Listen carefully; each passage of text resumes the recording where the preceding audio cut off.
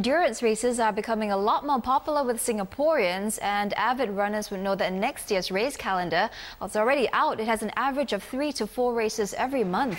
But there have also been more cases of seemingly healthy young people who collapsed at the finish line. In November, a 25-year-old woman died after running a 10-kilometer route of the Nike We Run event.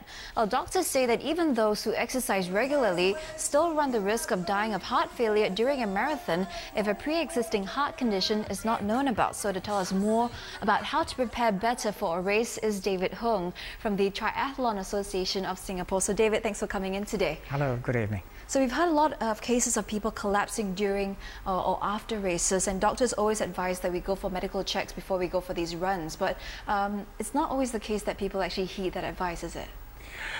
Yes, you have more people getting involved in exercise, maybe, so that you get more people get injuries and death. Yeah, that's right. But people collapsing before, during or after a race is not so common, but it's been happening increasingly in recent years. So, what advice would you give to people before they actually start to decide, oh, I'm going to go for an endurance race? Yeah, well, endurance race, you need to have some preparation. Not some, a lot of preparation. You start with something very basic, and then you increase your intensity over a period of time. We do not encourage people to just go register and then go for the race. Yeah, there's absolutely no. Yeah, progressively training, proper training, of course, with advice from coaches, so that. Yeah. Okay, so we would advise an amateur, like for say myself, if I were going to start running, I would start with the shorter races distance, and then build up slowly to the longer races. Yeah, that's right. That's the best advice. Yeah. What other kinds of advice would you give to runners if they are interested in going for triathlons, which you're very experienced in? Triathlon is something that's quite different because it involves swim, bicycles, and run. For swimming, swimming in the sea is relatively risky because when you are unconscious, your lung take into water, and then if the help doesn't come in time, that's the end of it. So we pay a lot of attention on swimming. We encourage you to go for certain clinic.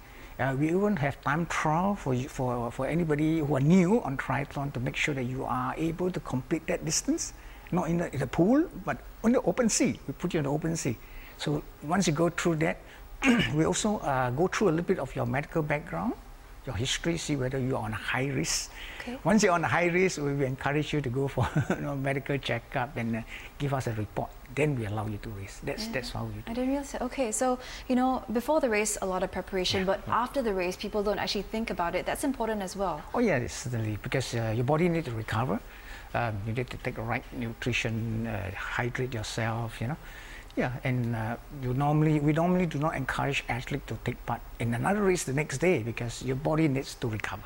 Right, so that's what I was about to get to. Next year the race calendar is very packed. 3 or 4 races every month, and people who love to run are going to say, I want to go for as many as I can. So what advice would you give to them?